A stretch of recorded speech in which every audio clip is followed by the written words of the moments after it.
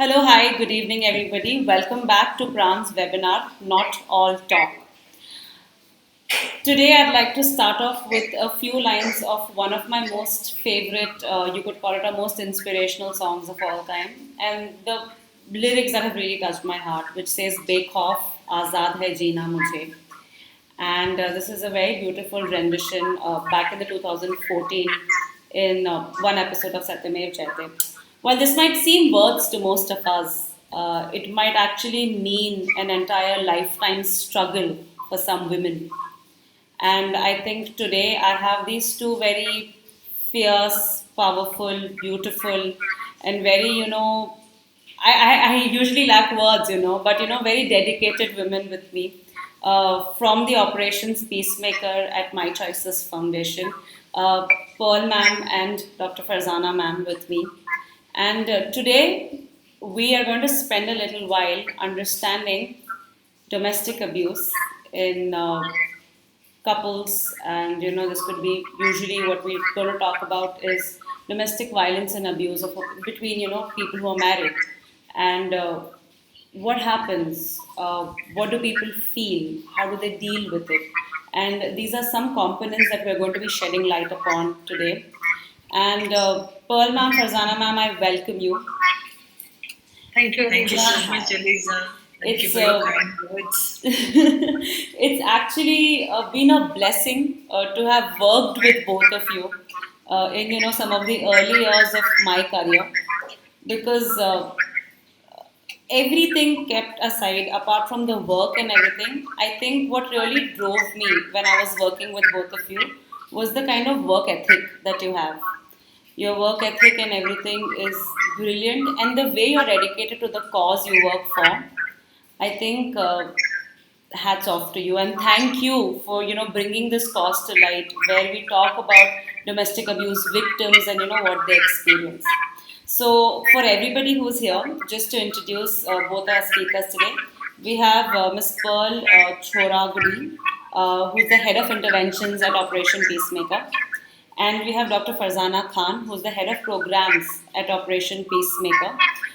This is basically a house which is community led and works towards reducing the incidents of domestic abuse within all stratas of the society, and a greater focus on the lower income and the middle economic strata of the society. But of course, you guys have a reach and an effect and an impact across all.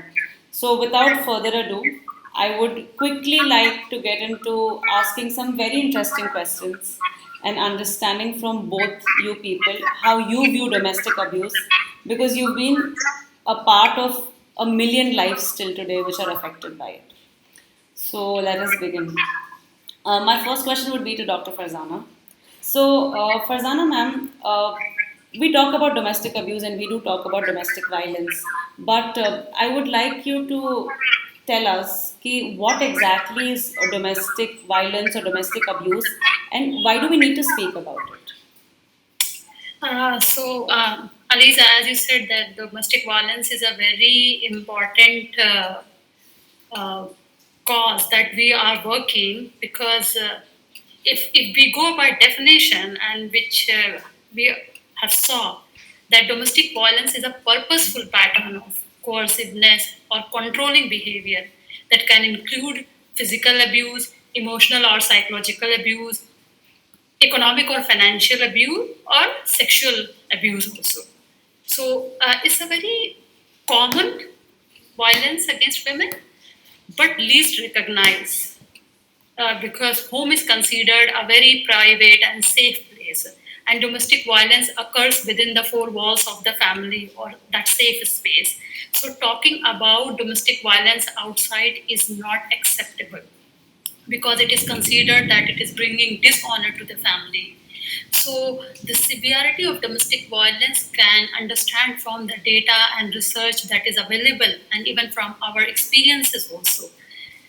40% women, married women, face abuse and violence in their homes. And this data is very credited credited source, which is National Family Health Survey, which is India wide. And it's not just that Indian women go through domestic violence, it is a worldwide phenomena. And the global data says that 1 in 3 women, which is about 30% worldwide, have experienced either physical and or sexual intimate partner violence or non-partner violence in their lifetime. And it's a WHO data. So we can see like it's a large number of population facing domestic violence, and majority of them are women. And that's make this issue very important to talk about, because it's a violation of human rights. Every human being is entitled to live a violence free life, and it's a basic human right. And if somebody is facing domestic violence, it's a violation of their basic human or fundamental right.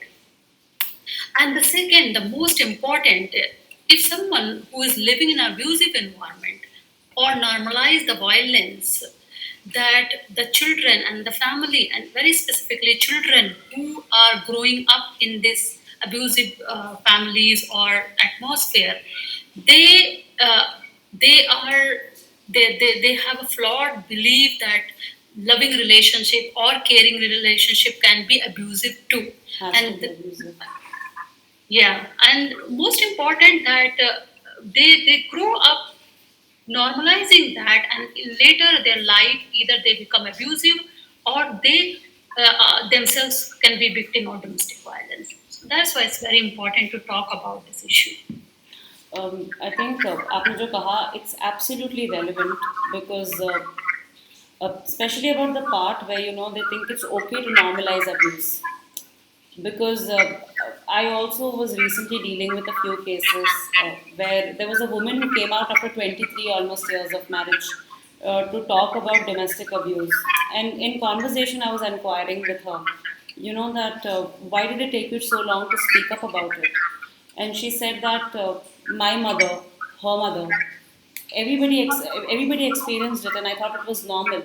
And then I asked her, so why are you speaking about this today? She says that it is today that I realize that my daughter is going to get married, and I want to stand up for my daughter because I want her to know that it's not okay to go through it. And funnily so, the daughter is with her with the father because उसको लगता है कि मतलब ठीक है ना, doesn't matter, he's so stressed and everything. And she's taking a stand for her daughter because she doesn't want her daughter to go through it because now she's of marriageable age. So it's funny how, and saddening of course, कि we believe that it's okay कि मेरे साथ Yes. ये हो रहा है, या तो I'm okay to accept this pattern. And that is the reason that more people like you are required in the world, because what you guys are doing, I like, I always fumble, मेरे साथ बहुत rarely होता है that I have moments of fumbling, but I have no words to talk about it because I've seen it firsthand. The women who are impacted, the community that is reached, it's marvelous. So thank you for that once again. Thank you for shedding light on what domestic violence is, specifically why should we speak about it. Um, Yes. with this, I want to move to Pearl Ma'am. And Pearl Ma'am, I want to ask to you that I actually very clearly remember that you had once come to our college, and before starting the talk on domestic violence, we had played a game about myths and facts. So, one statement that you had told was that domestic violence or abuse is only experienced by women or individuals rather living in the lower economic strata.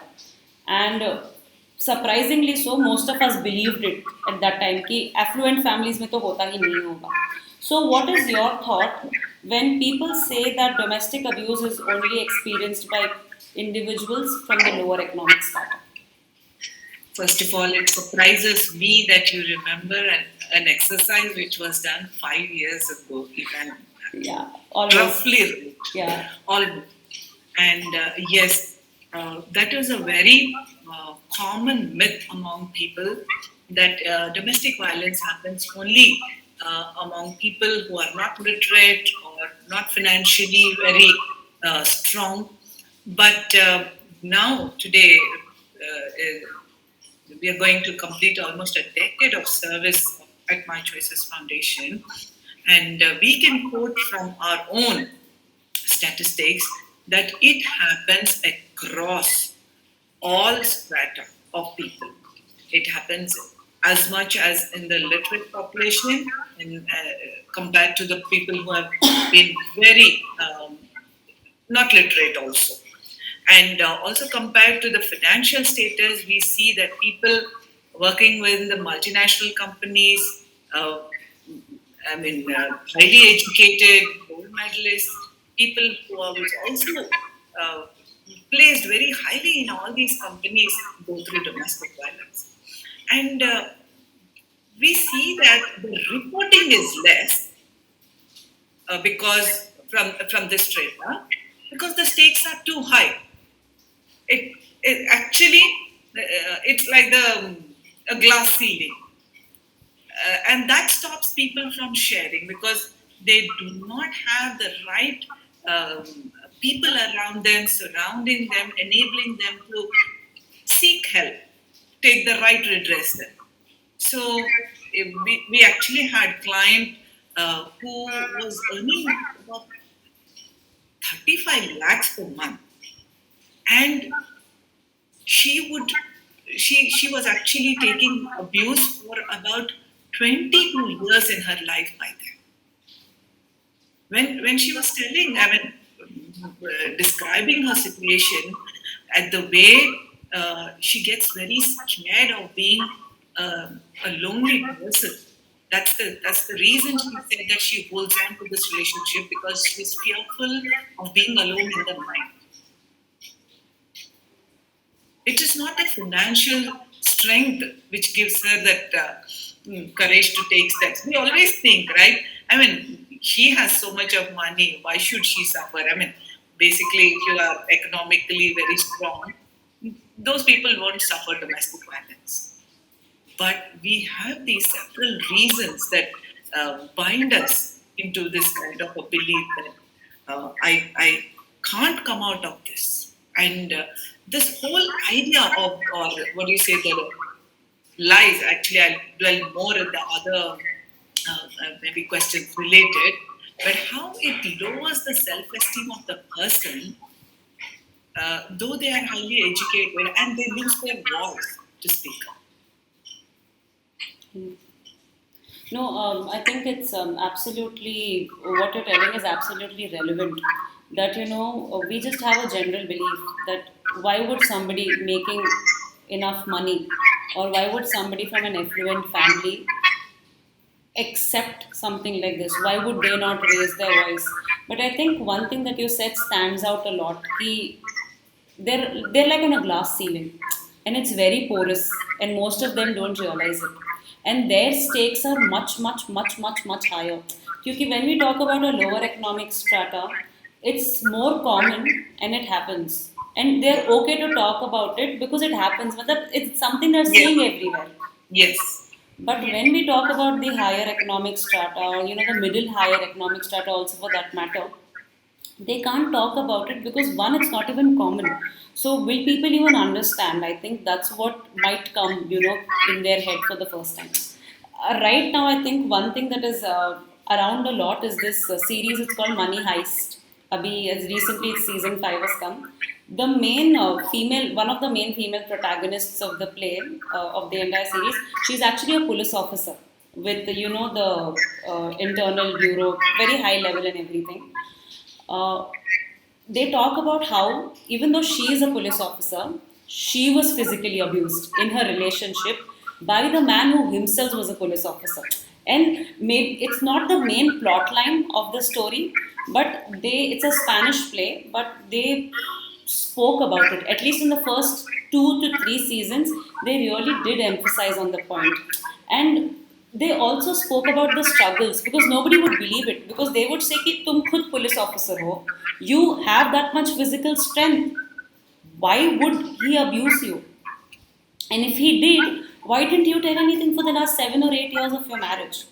So this also, like, when I was watching it, apart from finances, sometimes when women are strong, they just believe that they will retort. But like you said, they just lose their voice because they don't have the right words to do it.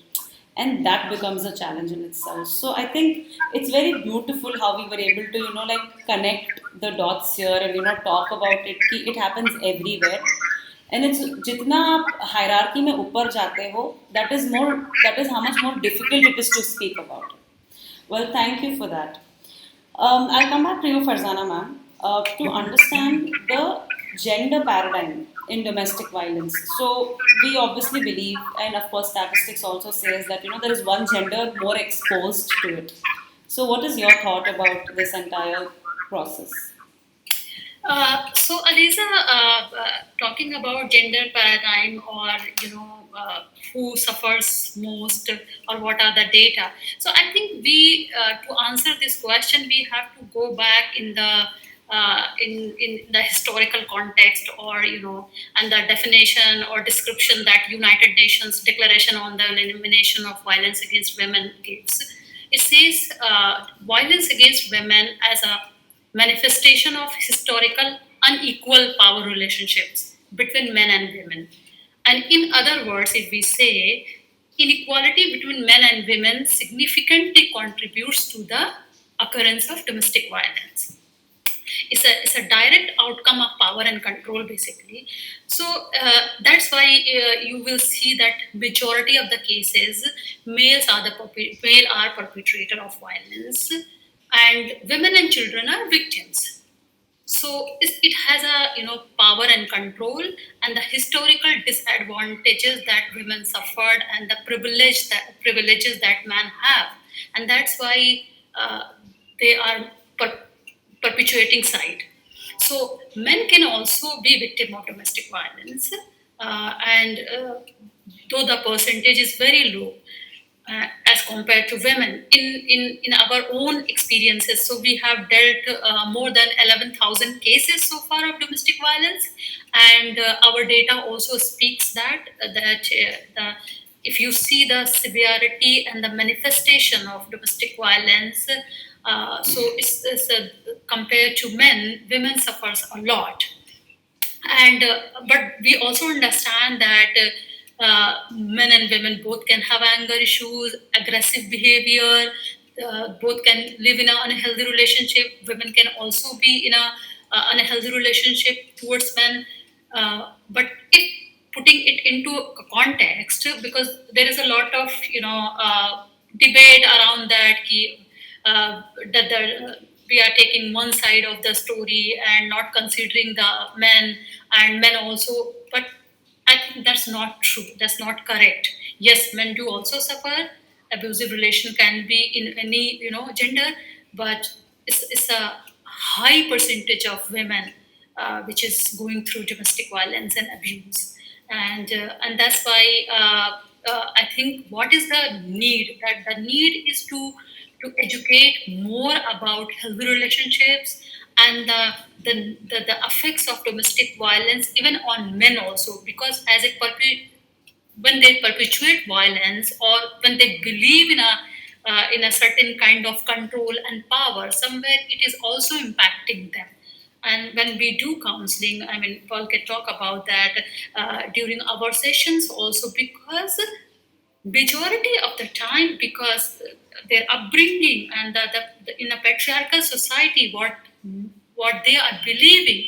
So when those beliefs were challenged, or when those beliefs were questioned, or in a very obviously in a very non-threatening manner during the sessions, they themselves accepted that how flawed understanding they are having about relationships, about equality, and they never thought about the privileges that they are having, and they thought it's a natural, and it's really very interesting to see how they think that it's natural for a man to be like this. So that toxic masculinity, and the controlling behaviors, basically they what they are believing in. So I think a lot of efforts need to be made, rather putting boxing in it and making it a men versus women. There should be a holistic approach to see that how the patriarchal society is made to believe all of us about certain things, and that need to be changed, because that's hurting, that's abuse, and that's violence, and that's a violation of human rights. So I think we should work towards that direction. I think actually Farzana ma'am जब आप बोल रहे थे it makes a lot of sense, you know. So yeah, like while data really supports that women experience it, we can't completely exclude men. I'm sure that, you know, a smaller percentage, but yet, you know, it is a significant part of their life. And I think that's what happens though, that जब हम approach लेते हैं, even I think just to like quote in terms of context, even when we talk about feminism for that matter, we always view it as if women should get these rights, that means that men should lose these rights. I Exactly. think the idea is for us to come in a place where we have a discussion of, you know, that why can we either not share rights or why can we either not have equal rights, and that needs to, like you say, go back in history. हम आज के context में रह के ये सारा concept we can't explain it to anybody.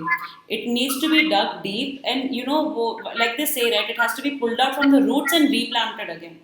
And I think that is the approach that needs to be taken. And yes, of course, I think it needs to happen like what you're doing in a counseling session. We can't do it at large scale.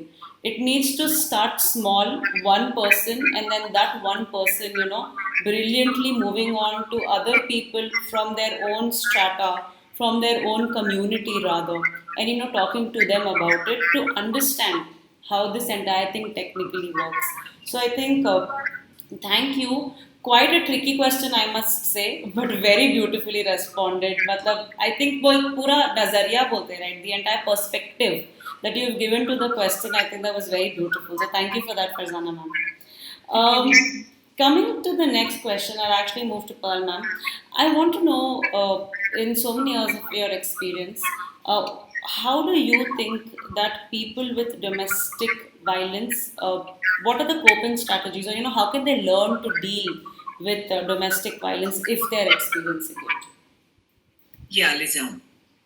Actually, dealing with domestic violence, whether they are continuing to live in the relationship or they leave that relationship, actually nothing happens in a jiffy. It's a process. If you look at the process of change, it moves from at different levels, from the pre-contemplation stage to the contemplation stage to the preparation stage to the action stage and the maintenance stage. So this has to be done at a very at, at these systematic levels so that the results are sustainable. And when we tell about dealing with violence, as I said again, whether they are continuing to live in that relationship or leave that relationship, they should be able to know how to handle these triggers of abusive incidents whenever they occur, how to keep themselves safe first. That's the top most important thing every person should know. Because in this name of love, we should not miss the aspect of safety. Actually, coming back to another definition, we have actually, Farzana and me would actually give you loads of information, but we are trying to concise into a small thing. That love is not just an emotion; it's respect. Where there is love, there is respect. So first, they need to know how to keep themselves safe, know how to handle the triggers of abusive incidents, should not hesitate to seek help of friends and the police and legal support in case they need. Because if you look at domestic violence, just now as Farzana mentioned about the power and control, using using the power, the perpetrator tries to control the person in several aspects. They isolate them from people who actually influence them into the right direction. Everything is looked at as a threat. So when a person is isolated so much, they begin to lose themselves. So while we say how to deal with domestic violence, they should also know how to rebuild their self-esteem and assertiveness, how to be able to handle a situation in an assertive manner, handle their own emotions, because they would have several flashbacks, impulsive moments, especially. And now there's nobody else where she can show her aggression. So whoever is available at home, especially, usually again the myth is that I can do it on children or do it at others. So if their emotion regulation is being taught, she's able to handle that. That will also help her calm. Otherwise, everybody forgets the reason the perpetrator has begun this incident of domestic violence, and they would only remember that she yelled or shouted, or she also threw back. So we also need to help the client in all these aspects, and a lot many false beliefs are instilled into the client by the abusive partner. And if you look at how CBT works, if these beliefs are changed, these thoughts about our own self, which are those irrational beliefs, because many times they would say, we have heard people who were good, I mean, they're accomplished people being told that you're a useless person. And they believe themselves. I mean, somebody is being told like that for 10, 15 years, they have lost the confidence even to put out their resume. So all these areas can be helped when we say dealing with domestic violence. When they learn to draw these healthy boundaries, that's when a new lease of life would come to them. Otherwise, just doing any small quick fixes will actually not solve this such a deep issue. And as I said again, in a sustainable manner, in a slow and Consistent consistent. manner. I think it's actually very important. I think both sari many a times, even when we see clients for general mental health concerns, people are used to wanting quick fixes. And that is something that we need to know is not possible, Yes. especially in this situation or this scenario where we are dealing with. And another very important aspect that we need to remember is that it is very deep seated. It is Yes. not something which is superficial or not something that has been happening for the last 15 days. It's not like, oh, my stomach's hurting for the last 1 week, let me go visit the doctor. Absolutely. It is about years and years and years, and there is so much more. Because when you're undergoing trauma or abuse or violence, it is not only what is being said to you, it's about what that word is triggering within you. It could be a memory of your childhood that might Yes. trigger by what the perpetrator is saying. It could be anything, and the damage is unmeasurable. So I think the way you put it, dealing with it in a very sustainable, consistent, and process-like manner is Yes. what can bring the change, and that too in terms of very minimal percentages, because then Yes. it's a lot of like follow-ups and everything. This brings me to a very interesting question, and since you're the head of interventions at the Operation Peacemakers of My Choices Foundation, how do you think that professionals, mental health therapists, or crisis intervention specialists, people like all of us, how can we help individuals who've undergone domestic abuse or violence? Yeah. And whenever you are dealing with clients um, who have gone through domestic violence, you mean to say. So this brings a very important point as to mental health professions also need to look at this more from a gender-based violence perspective, Aliza. This is a newness I would like to bring to the forefront, because it's very human for us to see um, this as a problem of one person, because when we hear both sides of the story, usually in counseling it is a solicited one, and when we actually in an NGO setup where we actually speak to both the couple who is going through domestic violence, one of the partner can color the whole discussion, and it is very easy for the other person to just go with the flow. I'm just giving an example. Ma'am, my wife, she leaves the home at the middle of the night, teen bachon ko chhod ke, and she has multiple relationships with men. You tell me, ma'am, is this a right way? I mean, you tell me, who is having a problem? मैं बच्चों को देख लेता. But when you look at the reason for which she has to leave and the trauma she has gone through, because of which the minute he shouts, she goes into a panic attack, and she almost enacts the whole scene of abuse coming over onto her in the middle of the night, and she tries to leave that home immediately. She doesn't think about those three children at home, and also falls into multiple relationships. Whoever shows even that little kind of physical, I mean, relationship or attention, just emotion, even somebody listens to her.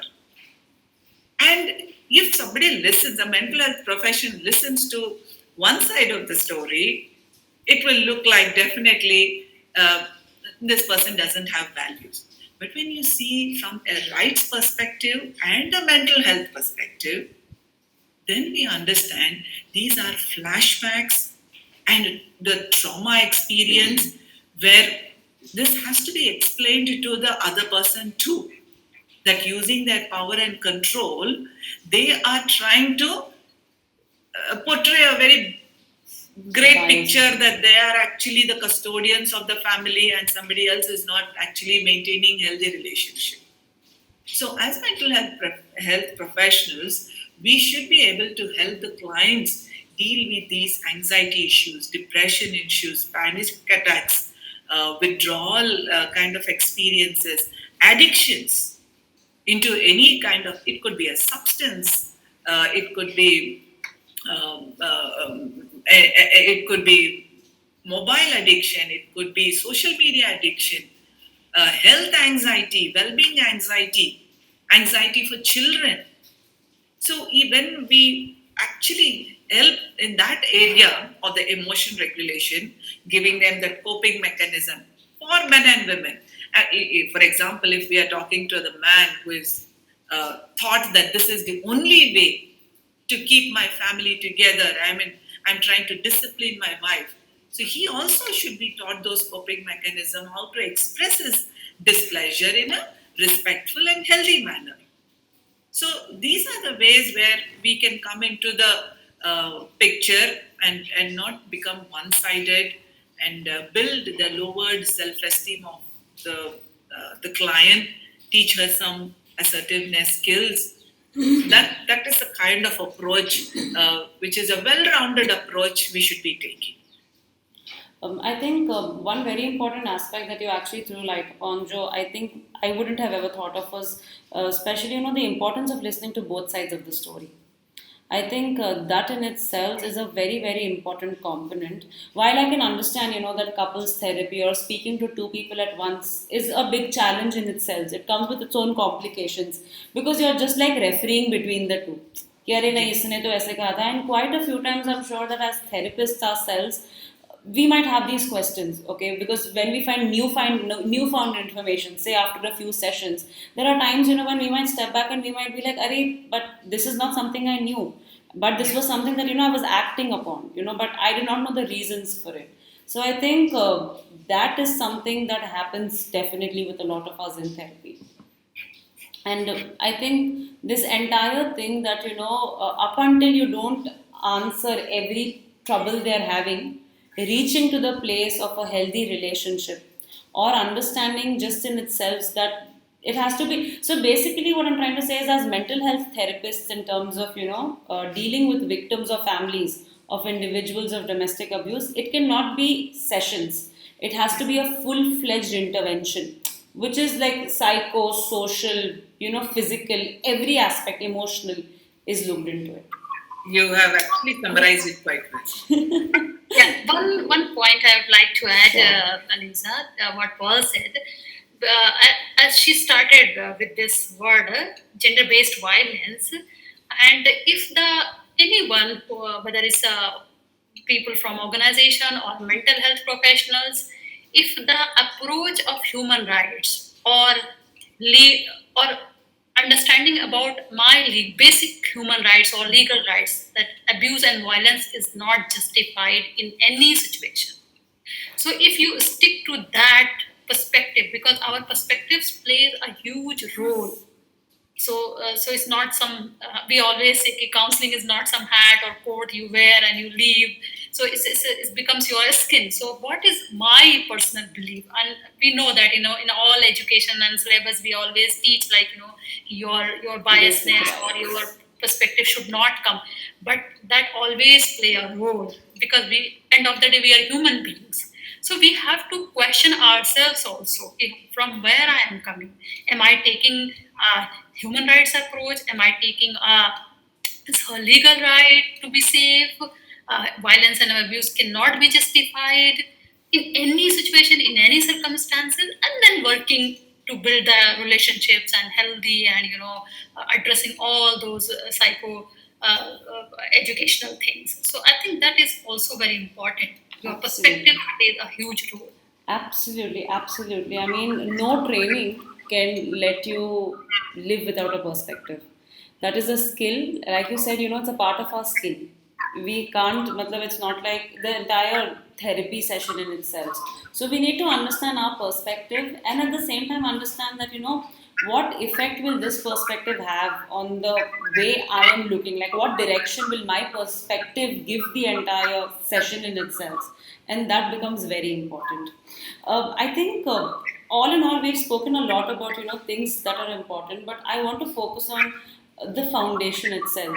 Okay, so we have like since Farzana ma'am, you're the head of programs. I want to ask you, and I would actually love everybody who's watching this to know about the brilliant work you do. So, could you shed light about, what is Operation Peacemakers? What does My Choices Foundation do? And how have you created that dent in, reducing the incidents of domestic violence and abuse all across? So, over to you.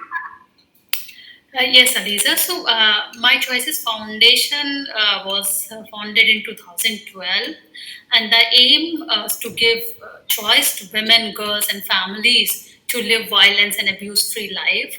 And we have two major programs under the foundation.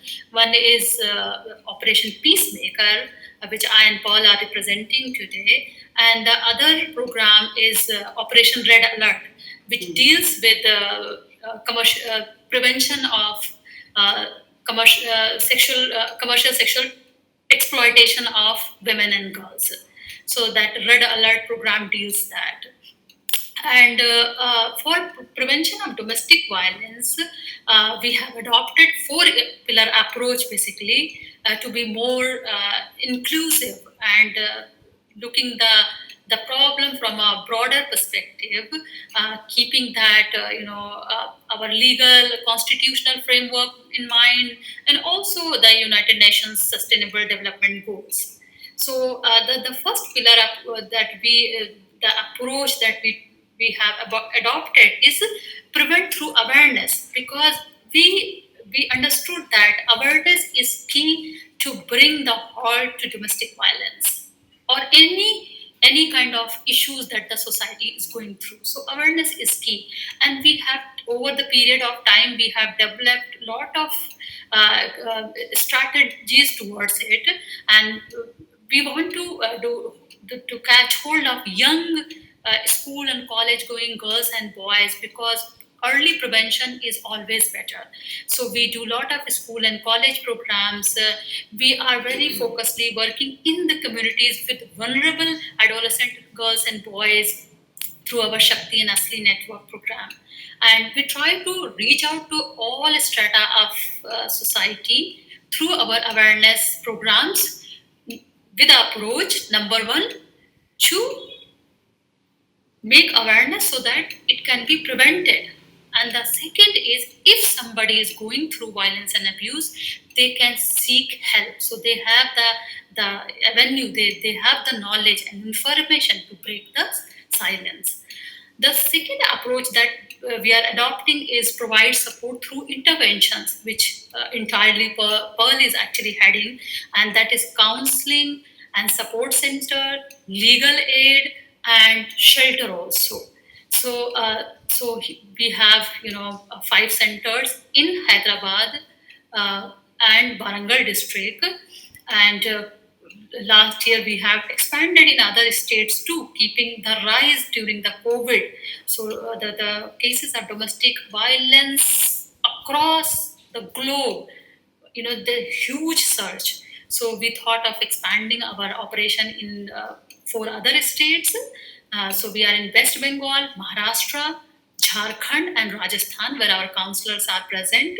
So we providing counseling, we providing legal aid, we have lawyers with us, and also in Hyderabad we have a shelter home also. So the next approach, which is protecting survivor safety. So because we saw in lot many cases where women are bearing the abuse because they have no place to go, nobody is willing to give them a safe shelter. So that made us to think that we must have a safe home for them. And the fourth approach that we are adopting, so as I said, that we have to work deeper in with both sexes. So it's not a women issue, it's a human rights issue, and men need to be part of the solution. So if they are part of problem, then they must be brought into the fold of solution too. So we are working with young boys and men also through our Asli Champion program, with the college boys through our Peace Champion program, and recently we have started another program in the community which is called Boy Talk. So with these approaches, actually, we try to address the issue holistically and through a prolonged approach.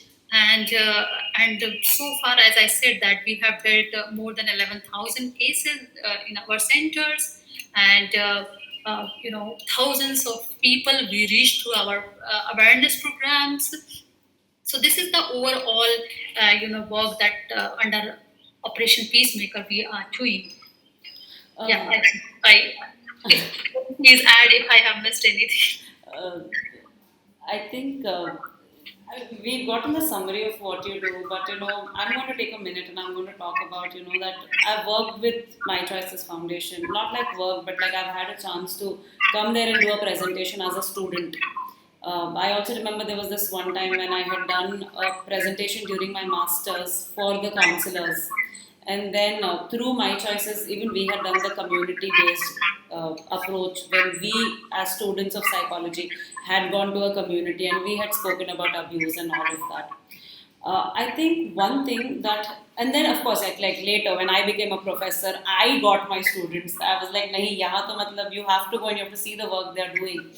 I think the reason that it's kept me so attached, I've worked in a lot of places, I think 7, 8 places already. But the reason that My Choices has always kept me attached to it is, like I always say, the cause, the dedication, and everything.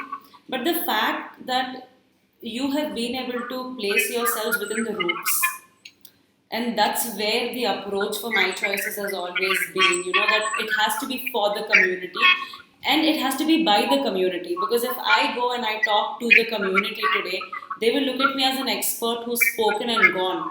But if their own people reach out to them, okay, it's going to be tremendously different. And I think that approach in itself, along with the holistic pillars that you have been like the basis of the foundation. Sorry, you were saying something. Yeah, Aliza. So one very important aspect of My Choices work is our approach towards sustainability of the program, and that's where we engage the community very extensively in our work.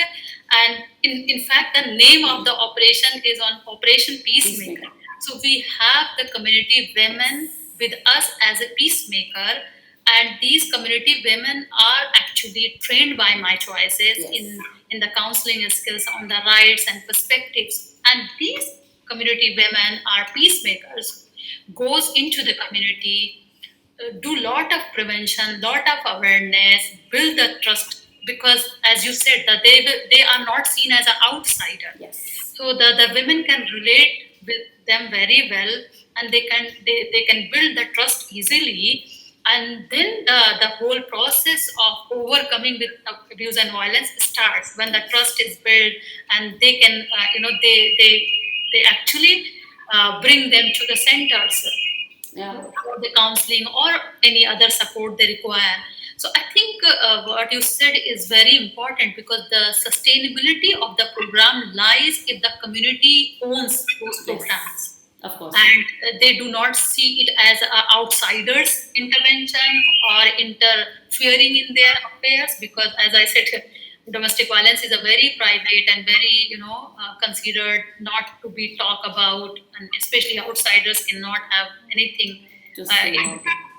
So I think peacemakers are playing a huge role in bringing the domestic violence down, or reducing, and or helping liaising with the bridging the gap between the community and the center, or you can say formal uh, legal justice systems also. No, and I think it's absolutely very important, Jesse. You said that bridging the gap is very important, and I think that is where one of our programs that we do, which is the Emotional First Aid Response Training Program, where we have people from within the community who are interested in helping in terms of mental health growth and distress, basic distress and everything. uh, is how we had conceived. So just to throw a little light, so we have this program which is called the Emotional First Aid Response Training Program, jahan par we have individuals from different walks of life, like advocates, and we have CAs, and we have MNC workers, students from different backgrounds, all of them coming in and working for the cause of emotional first aid. For first aid is something that is not new to us. We know what first aid is, but we've never spoken about emotional first aid, where there is a distressed person, and all you have to do is go and listen to them non-judgmentally, and making sure that the information is confidential. So we have this huge network of approximately 500 odd volunteers, where these people. They go and they give a listening ear to people who are in distress. So they are like the first aid kit themselves, because they are acting like the kit. So Pearl ma'am, what would you say that if these people who are working within the community themselves, if they ever come across individuals experiencing distress, and they complain about that I've been abused, or I know somebody who's undergoing domestic abuse. What approach, or what can they say in such a situation to give that comfort and peace to a person? Yeah, but actually, it's so encouraging to listen to this number of 500 people acting as first responders. Is actually you are you are raising an army of people. Really, kudos to the foundation, to the team working behind it, because this is the need of the hour, Elisa. If at all we needed anything, today is a person whom we can lean upon, who can listen to us. So I think some core things, though we all know this, I just like to reiterate once again, is as a first responder, we need to be able to build trust in the person whom we are, who has approached us. So it's a job in itself. By verbal and our non-verbal communication, we should be able to be present to them, emotionally available to them, because a person who has gone through domestic violence, for that person, it is very hard to trust someone, because, as I said, she believes. I mean, these irrational beliefs stay so strong with her. The first question for her would be, would people trust if I share something? So building trust in itself will become a key job for a person while we are addressing domestic violence. And also our genuineness to the whole approach of helping. And again, keeping in mind mental health, but also domestic violence as gender-based violence. The genuineness to really help and not try to fix a solution for this person, and having that kind of positive regard, that unconditional positive regard to the client. As I just mentioned, if the person shares some things, we are not already having a judgment about that person, and already having a condescending opinion upon that person. All those things matter to us as first responders. These are things which we can't tell anyone, but these are those unspoken biases which we might have to shed each time uh, a new day begins and we try to sit in front of a new client. And we all know about empathy, but what exactly, if we break it down, empathy means for while addressing a domestic violence client is, we should be able to see the whole topic from their perspective.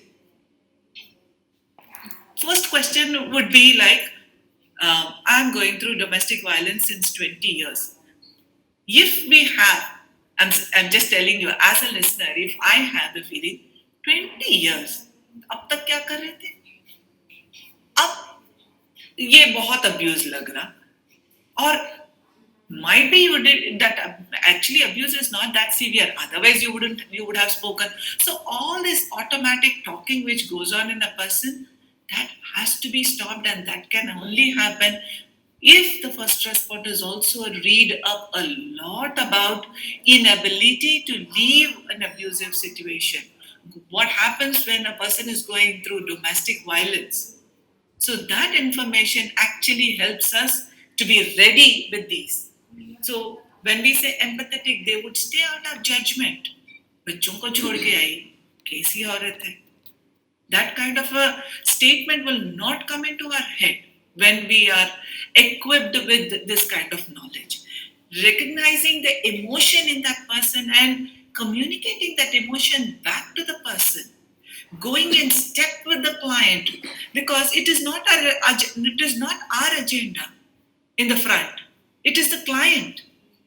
We might think, अरे यार इसको तो छोड़ देना चाहिए, इसको तो दो थप्पड़ लगना चाहिए. No, we cannot be making even thinking about this, because it is the client whom we have to respect and allow her to go at her pace. And we can, and I always give this example of in step with the client. We are not going ahead of the client, we are not behind. We are always in step with the client and enabling her to make the decisions. Some people think bashing up or talking ill about the perpetrator is actually conveying empathy. No. Actually, a domestic violence victim will never appreciate that. She did not give us the permission to abuse her husband. So these are those very small things or nuances while talking to the people during as a first responder. And one favorite, I must say, is the statements begin with, I'm sure the younger generation wouldn't do that, but most of them would do that. अरे at least इतना abuse करता लेकिन at least खाना तो देता ना. अरे United colours of Benetton का ब्रांड वाले कपड़े तो खरीदता ना. अरे he buys expensive things and ये small things, ये dog cat बोले तो you should not feel bad. So we cannot be having statements or making statements which start with at least. There are so many people who कितना physical abuse करते, but for you there's no physical abuse, only he's verbally abusive. At least that's better. These are things which are a domestic violence client would dread to actually being told, because that is the very fact she kept quiet all these days.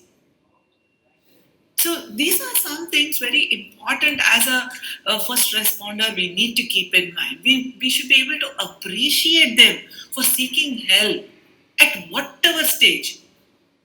And actually abuse does not happen only like after 5 years ke baad of a relationship.